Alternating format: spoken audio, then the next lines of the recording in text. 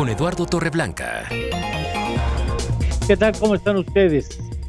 Muy buenas tardes. Bienvenidos a Fondo, este programa que tiene como propósito poner los temas fundamentales en manos del análisis de los especialistas. Y hoy toca cuestiones económicas, ya escuchamos la parte política, suficiencia. México se juega papeles importantes en poco más de un mes, pero también en lo económico ha habido cambios relevantes en los últimos días, incluso para decir días, no semanas. Y al parecer esto habrá de seguir antes de que llegue la próxima legislatura a funciones. Así es que decidimos tratar el tema de la subcontratación.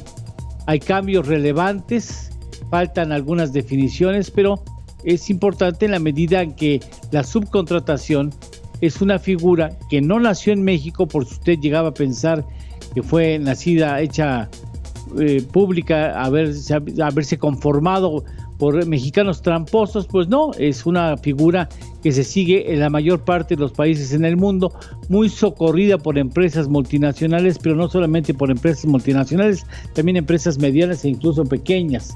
Ha habido cambios y hay que conocer esos cambios porque finalmente tendremos que respetar la ley, y la ley en la materia ha cambiado, y por eso hemos decidido llamar a personalidades que conocen estos cambios, que habrán de explicárselos con todo detalle.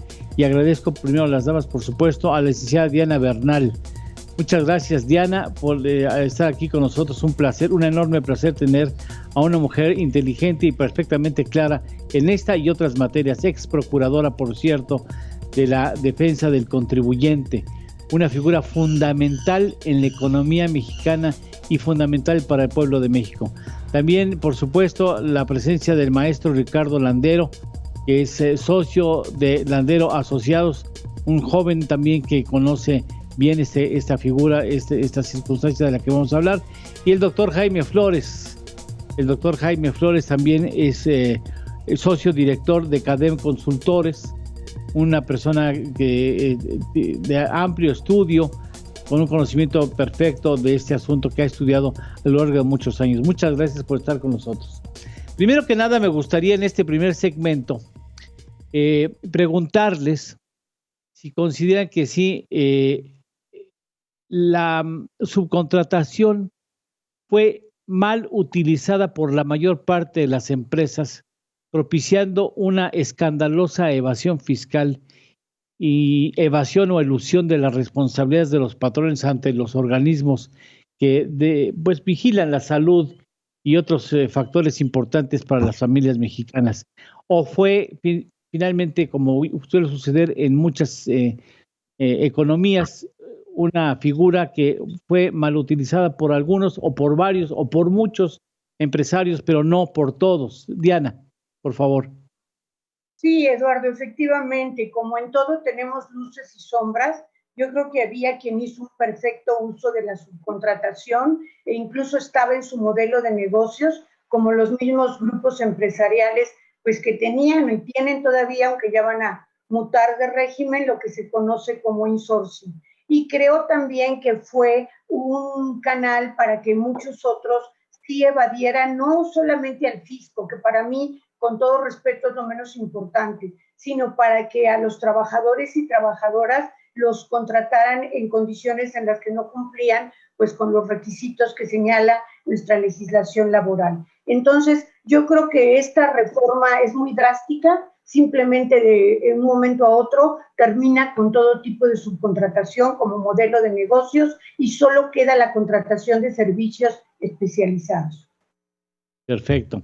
Jaime, yo recuerdo que había incluso desde el sexenio, desde los últimos años del sexenio de Enrique Peña Nieto, solicitudes, incluso exhortos al gobierno federal para que se desarrollara una norma mexicana que pudieran seguir las empresas, voluntariamente las empresas de outsourcing o de subcontratación, e incluso se llevó más allá, diciendo que era importante que se ejerciera una norma oficial mexicana que pudieran seguir todas las empresas vinculadas con este sector. ¿Por qué, a pesar de que desde el sexenio pasado se viene diciendo la conveniencia de evitar las malas prácticas, no se avanzó al respecto y se les consintió, Jaime?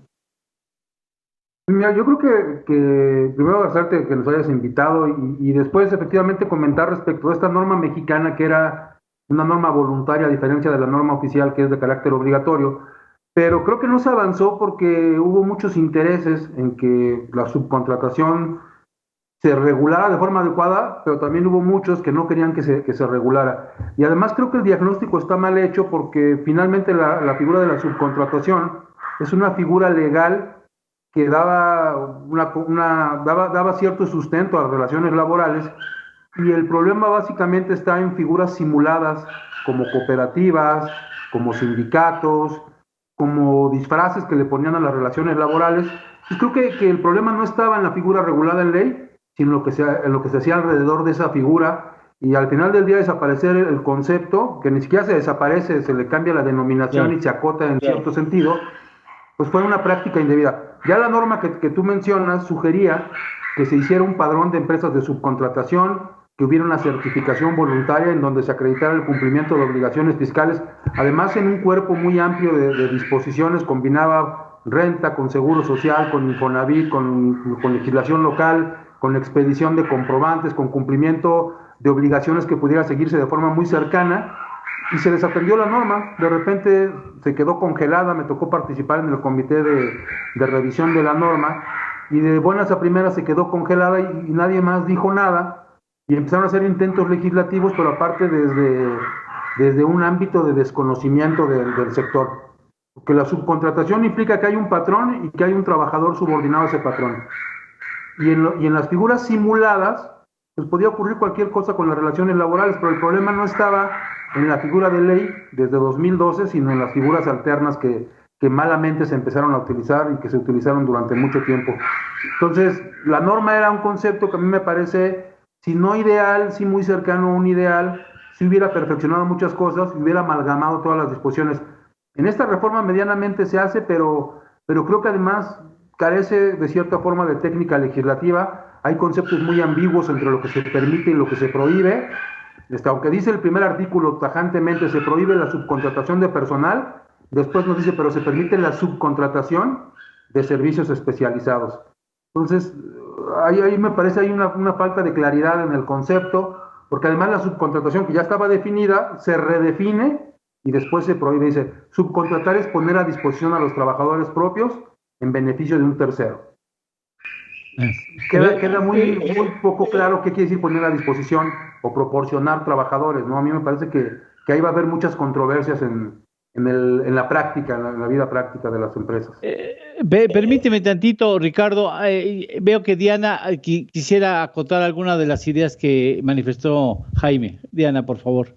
En realidad yo estoy de acuerdo con Jaime, con el doctor, en el sentido de que la subcontratación era un modelo de negocios que no tenía por qué terminarse, pero yo sí creo que la redacción de la ley quedó bastante bien, digo, por diversas circunstancias sin que yo participara en el equipo negociador del sector patronal, tuve una relación cercana con este equipo y creo que para mí sí es claro. Lo que pasa es que desde el punto de vista laboral ya no hay subcontratación. Y obviamente una de las cosas que evadía la subcontratación, como todos sabemos, era que se pagara efectivamente la participación de utilidades a los trabajadores que eran suministrados, porque obviamente la empresa subcontratista por lo general no tenía utilidades y la empresa productiva a la que se prestaban los trabajadores, sí. Bueno, en pocas palabras, lo que es subcontratación laboral desaparece, pero la ley laboral, para evitar simulaciones, habla de la contratación de servicios especializados, donde obviamente allí el patrón pues es el contratista, porque es un servicio que no tiene que ver con la actividad económica preponderante del contratante. Entonces yo creo, al contrario, yo sí creo que avanzamos en claridad y más con este registro que va a haber en la Secretaría del Trabajo, donde se va a permitir que tú registres tu obra si es especializada. Y una cosa muy importante para mí, con todo respeto, lo fundamental es el suministro de personal. El suministro de personal de una empresa que tiene un objeto general y que es la subcontratista, ese está prohibido en nuestra ley laboral. Ahora, no hay suministro de personal. Si yo presto un servicio especializado y para ese servicio especializado proporciono personal, entonces sí se autoriza no la subcontratación laboral, sino la contratación de ese servicio especializado, y yo, patrón, y yo, contratista, tengo que cumplir con una serie de obligaciones en el Seguro Social, en el Infonavit, en el Código Fiscal, para garantizar que no es simulada mi subcontratación, o sea que sí es contratación de servicios especializados. Pero yo creo que la subcontratación laboral sí desaparece del mundo jurídico, y la de servicios especializados, la relación de subordinación no es con el contratante, sino es con el contratista, y por eso para mí, en mi opinión, ya no existe la subcontratación laboral. Permíteme, antes de ir contigo, Jaime, de nuevo, permíteme tocar base con Ricardo Landero sobre esta visión aparentemente distinta que tienen nuestros colaboradores, nuestros amigos y participantes en esta mesa. Ricardo. Se quedó congelado. Bueno, se quedó frío, ahora sí que se quedó frío. Bueno, entonces, mientras logramos restablecer la señal de Ricardo, vamos contigo, Jaime. ¿Qué opinas de lo que nos acaba de decir la licenciada Diana Bernal? Que precisamente ahí es donde yo destaco, si hay confusión, porque efectivamente dice el artículo 12, queda prohibida la subcontratación de personal, pero después el 13 dice, se permite la subcontratación de servicios especializados, y la maestra Diana refería a que se permite la contratación, y ahí empiezan las confusiones, porque una cosa es contratar y otra cosa es subcontratar servicios. Y ahí sí creo que tendríamos que hacer diferencias importantes, porque si yo, por ejemplo, como contador o abogado que nos dedicamos a ello, me requieren un servicio en donde no tengo que ir a la empresa, en donde no tengo que proporcionar, esa es una contratación de un servicio y es ajeno y ni siquiera cae en los parámetros de ley. Pero si a mí como contador me dicen, ponme aquí 2 personas en mi empresa que hagan la contabilidad, que hagan contratos, ahí sí estaríamos hablando de subcontratación de servicios. Entonces, desde ahí, incluso en el manejo de la terminología técnica, yo siento que sí hay confusión, yo siento que sí puede haber incluso diferencias importantes en criterios que pueden poner en riesgo tanto al que presta el servicio como al que lo recibe. Porque al final del día, prestar un servicio que pudiera estar en la línea entre lo que dispone la disposición y lo que hacemos en la práctica, nos puede llevar a temas incluso de defraudación fiscal, de no deducibilidad, de no acreditamiento. Entonces hay temas que tendrían que estar sumamente claros en la ley y que me parece que antes estaban mucho más claros que lo que ocurre ahora. Entonces, desde la terminología, no decir subcontratación o decir contratación, hay cambios importantes. Es decir, servicios subcontratados o servicios contratados, empieza a haber diferencias en los criterios, y eso a unos cuantos días, ¿no? Creo que habrá que esperar también, porque hay que esperar las reglas de la Secretaría del Trabajo, pero sí creo que sí hay diferencias y sí falta claridad en la exposición de lo que significa lo que quiso decir el legislador. Permíteme, ya parece que ya logramos restablecer el servicio de Ricardo. Hay un asunto, no sé si quieras referirte o lograste escuchar bien lo que expuso Diana y lo que expuso y lo que contestó Jaime con respecto a estas diferencias. Y si no fuera así, yo también quiero introducir un elemento.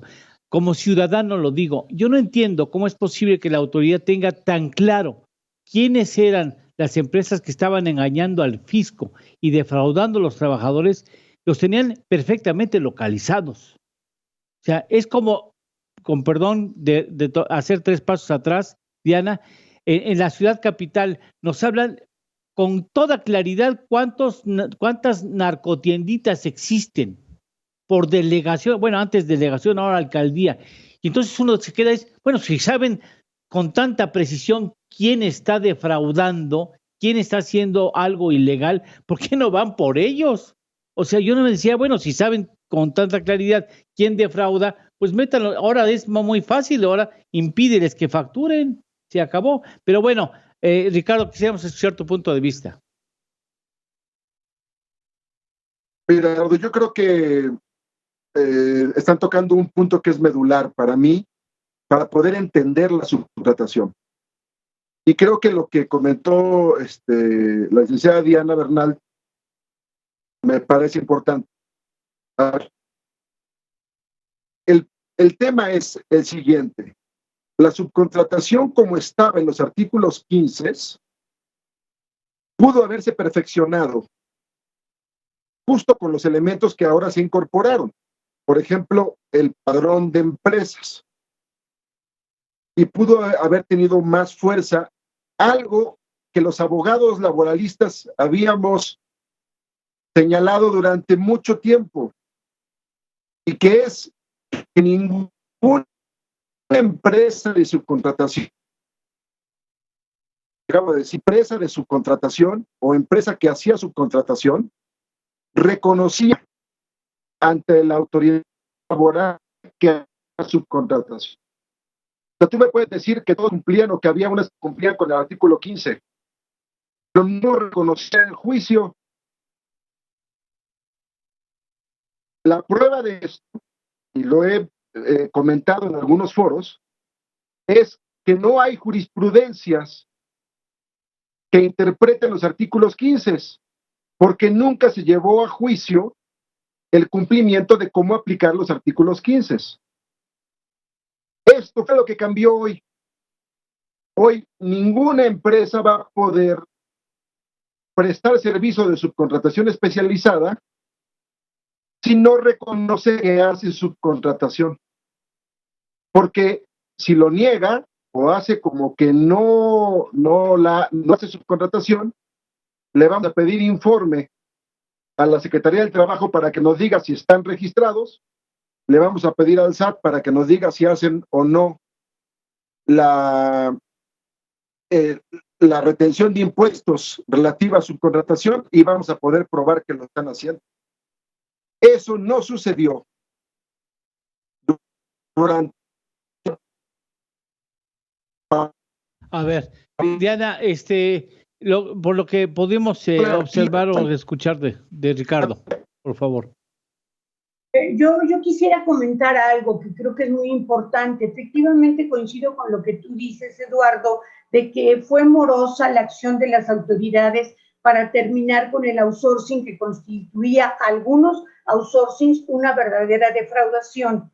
Sin embargo, yo sí quiero decir que no perdamos de vista que en su origen ortodoxo, en su origen, digamos, legítimo, entre comillas, el outsourcing tuvo por objetivo evitar el pago del 10% de la participación de utilidades de las empresas. O sea, yo tengo una empresa, esa empresa va a generar una utilidad fiscal y sobre esa utilidad fiscal, yo empresa estoy obligada a repartir entre mis trabajadores el 10%. Para las empresas esto era muy gravoso porque si hablamos de una tasa corporativa del 30% más 10% de PTU, pues se van al 40%. Entonces, originalmente el esquema de outsourcing era para evitar que la participación de utilidades se pagara a los trabajadores que eran suministrados por el subcontratista. Y yo creo que en este aspecto nadie podemos estar en contra de la reforma. Yo creo que fue por eso que el mismo presidente del Consejo Coordinador Empresarial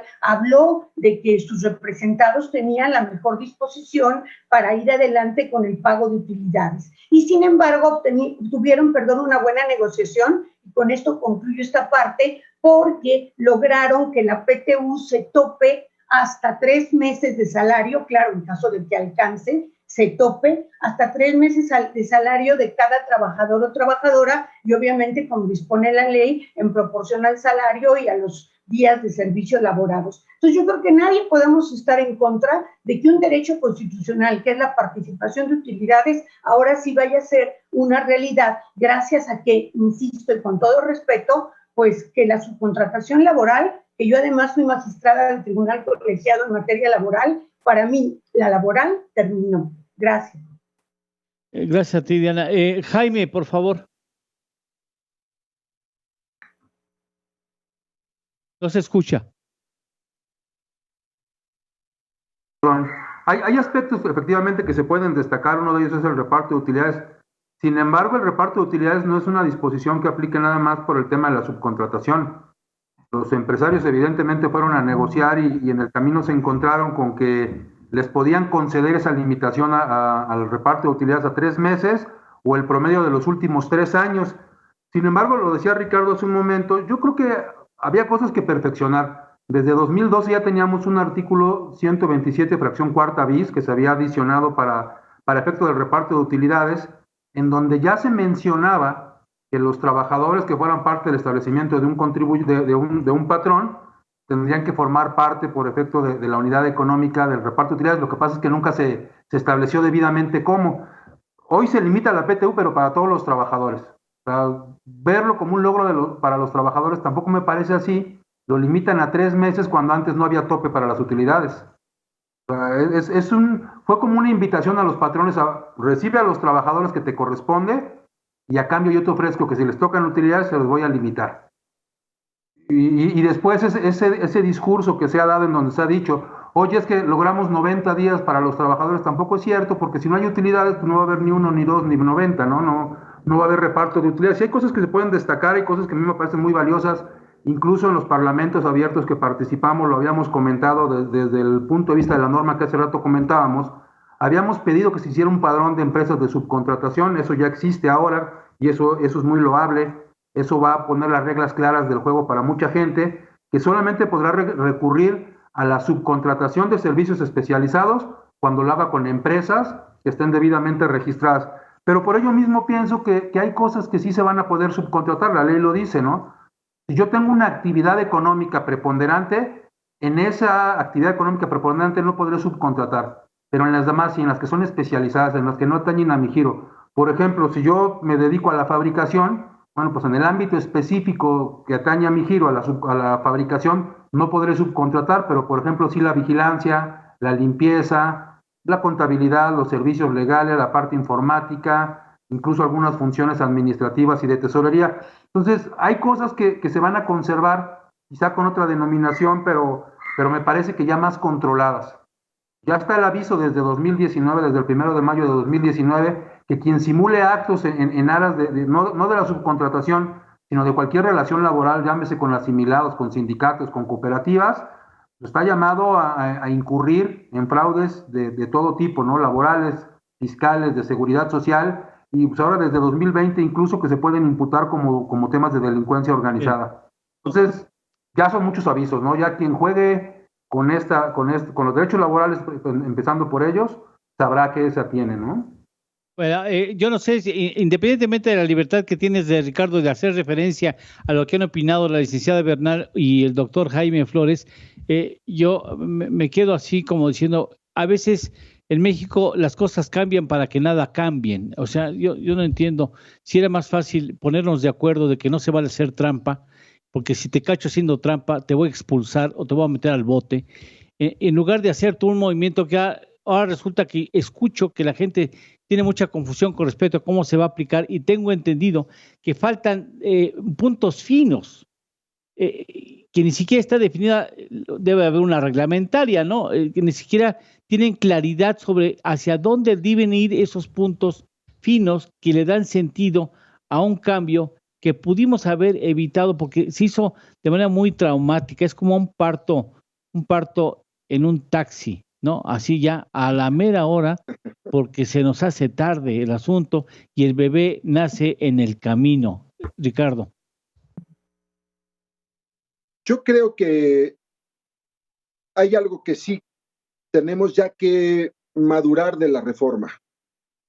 Y me pego un poco a lo que dice también la licenciada Bernal. Hay que madurarla. O sea, quien quiera ver que esta reforma tiene vericuetos, que tiene salidas, que tiene la puerta de atrás para darle la vuelta, es porque no ha entendido que la reforma sí tocó la médula del tema de la subcontratación. ¿Faltan cosas? Sí, pero esas cosas que faltan, a diferencia de la subcontratación que se hizo durante los últimos 8 años, los 8 años a partir de la reforma de 2012, 20 años atrás, porque es más o menos lo que lleva la figura en México implementándose.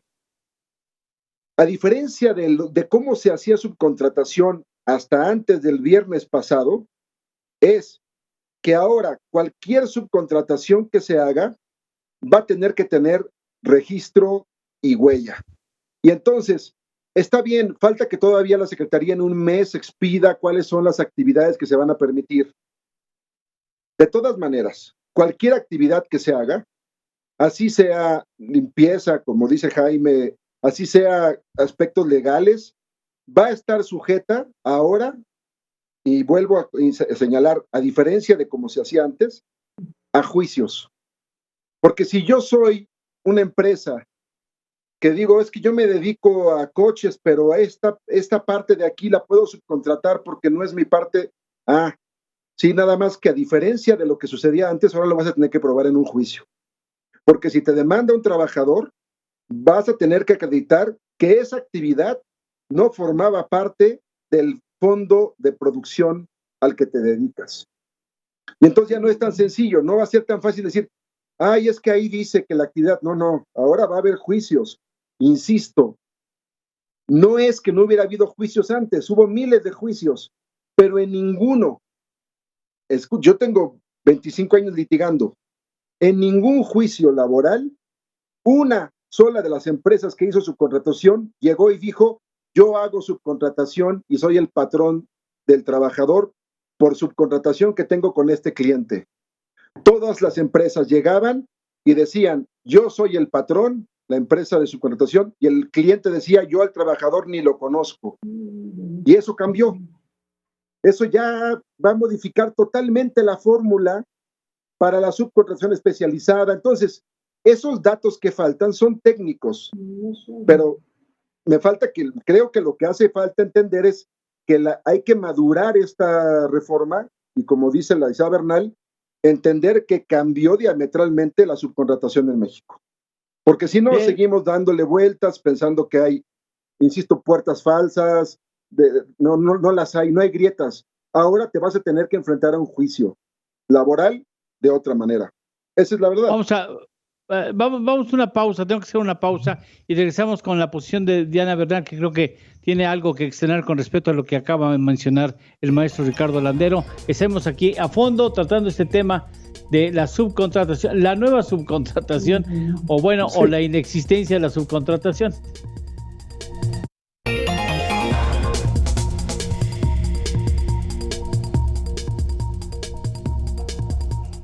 Bien, vamos a la parte, ha expresado el maestro Ricardo Landero un asunto que me gustaría pasarlo por el tamiz del análisis de la licenciada Bernal. Licenciada.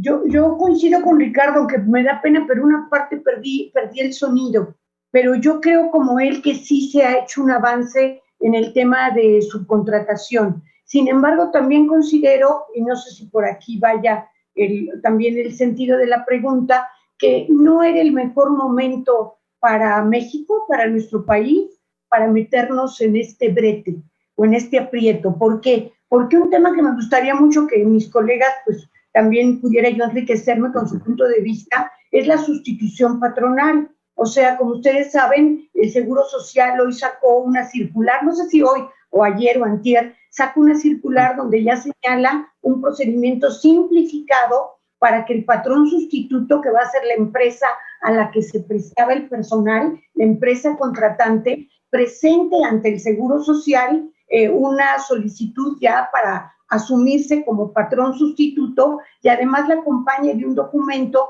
donde los trabajadores estén de acuerdo en los términos en que los va a asumir el patrón sustituto. Entonces, brevemente, si tenemos un terrible problema de empleo, si tenemos una caída económica y ahora vamos a operar una sustitución patronal de miles de trabajadores, no creo que fuera el momento más adecuado desde mi punto de vista. Claro que sí, es clarísimo. En el peor momento en la historia de este país en materia de empleo, cuando tenemos la necesidad de recuperar empleo, como tenemos que establecer políticas públicas para la recuperación del empleo formal, no informal. En el peor momento, en el momento de peor crisis en materia laboral, le asustamos al asunto, al avispero. O sea, dices, bueno, ¿por qué no te aguantaste en un mejor momento? O sea, lo toleras, los pones en regla, pones estímulos y dentro de los estímulos les metes clara la regla que no pueden estar viendo la cara de tontos a los trabajadores aprovechados de la figura de la subcontratación. Y das un plazo más adelante para que las cosas se vayan irregularizando. Pero bueno, no soy yo el que debo de opinar. Jaime. Sí, y a mí me gustaría ahondar en ese tema, me parece también sumamente interesante esa parte de la sustitución patronal. Nada para ponerlo en contexto, sustituir patronalmente implica, yo tengo medios de producción y tengo trabajadores, esta es la figura ordinaria, y en algún momento yo, empresa X, decido abandonar el negocio, lo dejo y se lo dejo a la empresa Y. Llega la empresa Y, se queda con mis medios de producción y entonces se habla de una sustitución patronal, esa es la figura ordinaria que contemplaba el 41 de la Ley Federal del Trabajo y la Ley del Seguro Social. Clarifica ahora la reforma y dice en el 41, efectivamente, para que haya sustitución patronal, tiene que haber una transmisión de los medios de producción o de los bienes de producción. Sin embargo, en los transitorios dice, te voy a dar la facilidad de que en los 90 días siguientes, sin que haya transmisión de los medios de producción, se entienda sustitución patronal para que el trámite sea transparente, que los trabajadores pasen de la contratista a la contratante, del outsourcing a su cliente. Aquí el problema es que para que esto ocurra en los 90 días, el patrón que recibe a los trabajadores tendría que aceptar todas las condiciones laborales preexistentes de los trabajadores, esto es la antigüedad, los derechos adquiridos, etcétera, etcétera. Y aquí lo que puede ocurrir es que algunos patrones o algunas empresas que antes tenían a los trabajadores digan, oye, ese no era mi trabajador, era trabajador de la contratista, así lo decía el artículo 15 de la Ley Federal del Trabajo, y yo no tengo por qué absorberlo. O solamente absorberé algunos. Entonces, como decías, en el peor momento de empleo, en el peor momento económico del país, se ponen este tipo de conceptos que van a hacer reflexionar a muchos patrones y van a decir, pues yo puedo con menos trabajadores, o simple y sencillamente ya no quiero seguir jugando en esas condiciones, yo no voy a absorber pasivos laborales creados de muchos años, haga el outsourcing que se arregle con el trabajador, y en todo caso que termine la relación y yo inicio una nueva. O sea, esta regla de la sustitución patronal que parece un beneficio y que parece muy bondadosa y generosa por parte del legislador, me parece que no va a ser aceptada con todo el bombo y el platillo que se pretendía. Yo creo que no va a operar así, muchas formas habrá para hacerse de los trabajadores, pero creo que no es una buena idea la sustitución patronal forzada como está contemplada en los transitorios. Por lo que mencionas, Jaime, es el momento para decir, pues, buen momento para decir, ahí nos vemos, ¿no? Ahorita es el momento de decir, yo ni lo conozco al joven, ahí se entiende con la otra, yo ya me voy, y ¿quieres trabajar? Si quieres tener otra, pero empezamos de cero, ¿no, Ricardo? Es lo que pueden hacer algunas empresas.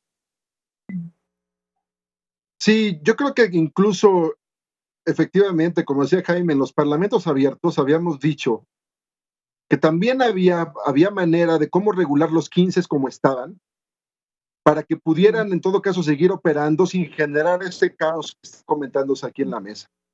O sea, si se hubiera hecho el padrón de empresas, si se hubiera además añadido o dejado, por ejemplo, la retención del impuesto del 6% del IVA que viene en la miscelánea, si se hubiera establecido eso, hubiera sido suficiente para que los 15 siguieran operando, tener la subcontratación, pero ya muy legal. Eso es lo que ya no pasó. En un momento, como sabemos todos, de la peor crisis pandémica del mundo, entonces, efectivamente me parece que si no era el momento ni la forma, yo hubiera preferido que los hubieran regulado. De lo que yo sé, nadie va a hacer subcontratación patronal. Te voy a decir por qué, porque había empresas de subcontratación que una empresa, tenía trabajadores, pero de varias empresas de subcontratación. Entonces, no es, pásame tus trabajadores que eran los míos. No me puedes pasar tú tenías 150 trabajadores míos o 300, pero esa empresa manejaba a lo mejor 2,000 o 3,000. Pues no me los puedes pasar, no es así.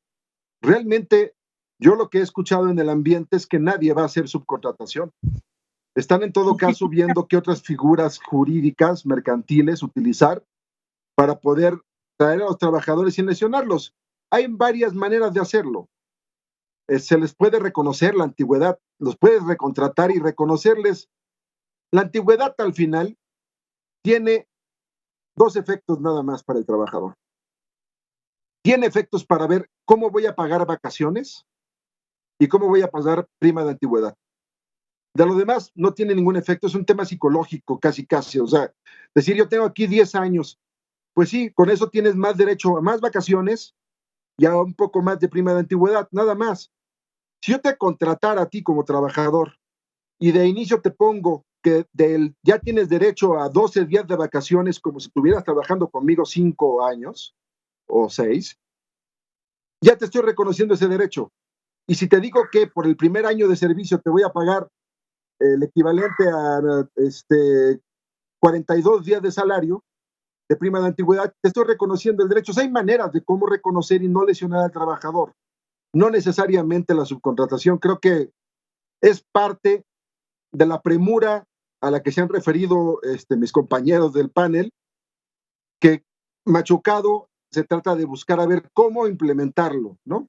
Y creo que no era la forma ni el tiempo. En eso coincido totalmente con ellos.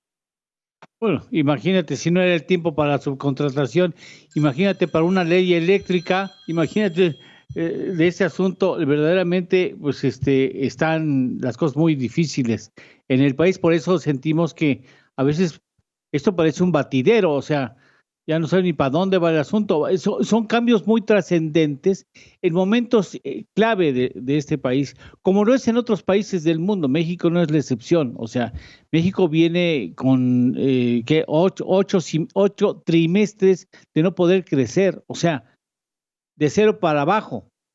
8 trimestres. ¿Y cómo fomentas la inversión?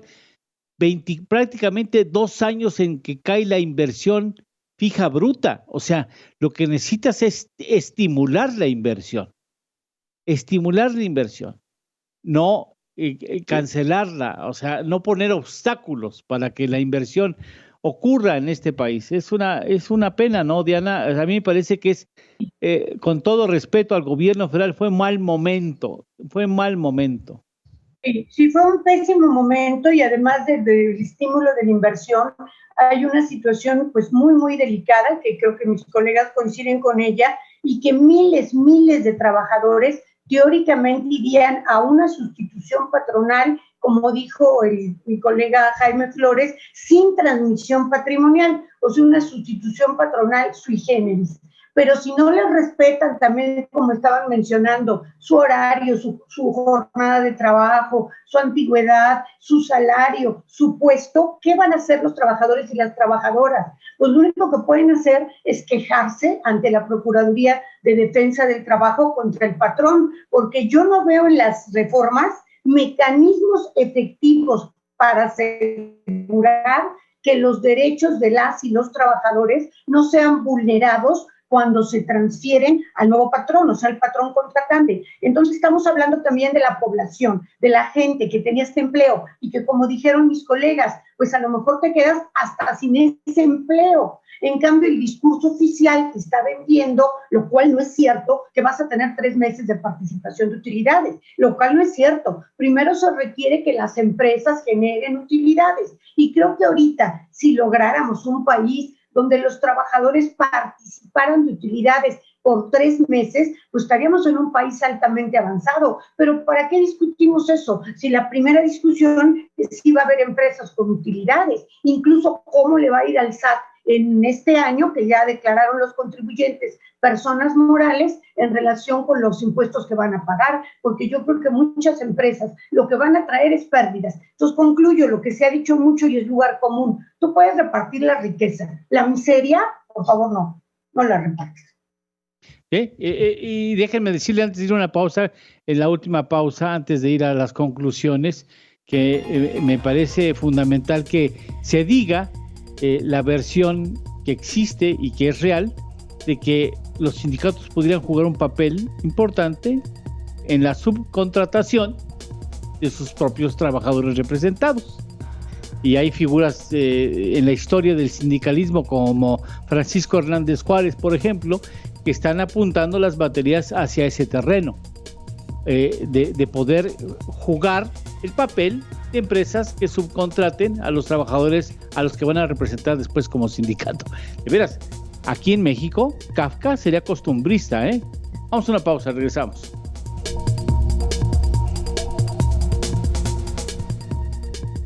Bien, tenemos escasamente 3 minutos para las conclusiones. Les rogaría comenzando por el maestro Ricardo Landero, que pudieras expresar lo más importante en el conocimiento, y ofrezco una disculpa de que este asunto merecería muchos programas, muchas sesiones más para llegar a una definición, porque es un asunto delicado y es un asunto muy complejo. Ricardo, por favor.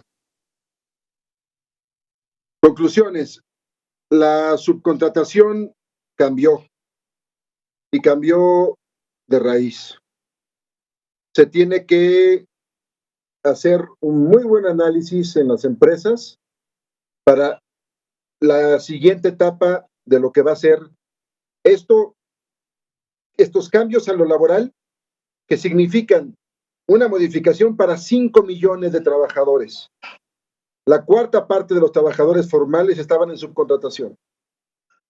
Entonces, va a implicar una transformación. Será cuestión de cómo las empresas realmente van a poder absorber esta modificación. No era el momento, es un momento muy complicado. Hay muchos factores. Sin embargo, eso es lo que hay, y me parece que hoy por hoy pues no queda más que este análisis. La cuestión laboral de por sí ya se antoja compleja en muchos aspectos. Para este año hay que hacer la actualización de los contratos colectivos de trabajo, hay que hacer la legitimación. Apenas van 630 contratos legitimados de más de 100,000 que hay a nivel federal. Entonces, hay muchos retos en materia laboral que se tienen que empezar a trabajar, y nos agarra en el momento de pandemia, cuando traemos las cadenas productivas rotas, traemos la falta de pedidos, traemos despidos y una economía que no se ve para cuándo va a repuntar todavía en el mundo, ¿verdad? Muchas gracias. Esa sería mi conclusión, Eduardo. Muchas gracias, Ricardo. Paso rápidamente al licenciado Bernal, por favor, licenciado.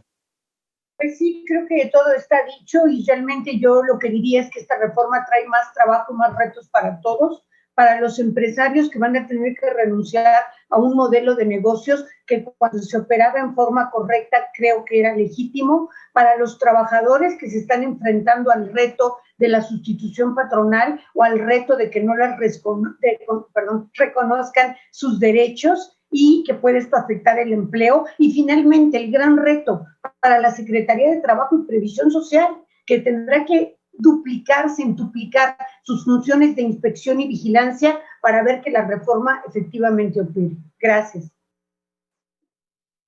Como si no tuviera pendientes la Secretaría del Trabajo, sobre todo con miras al TEMEC, ¿no? Bueno, se va a divertir mucho la secretaria. Jaime.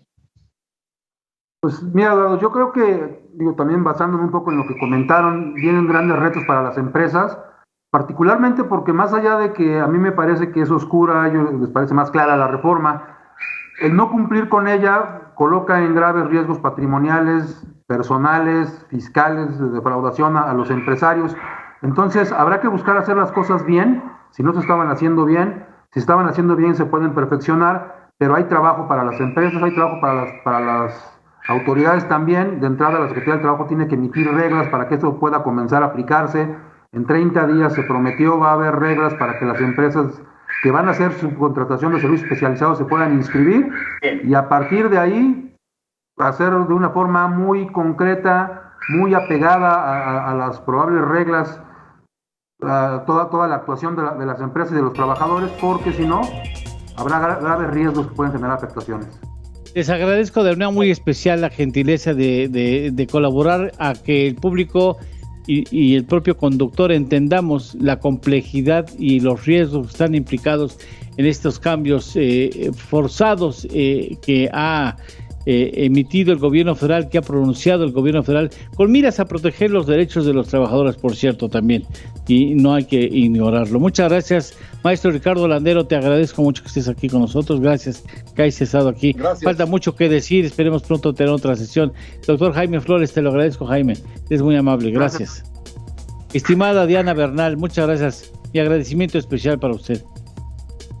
Gracias. Muchas gracias, Eduardo, buenas tardes. Muchas gracias a todos ustedes y muchas gracias a todos a los colaboradores y a usted que en casa o donde se encuentre nos sigue y nos atiende.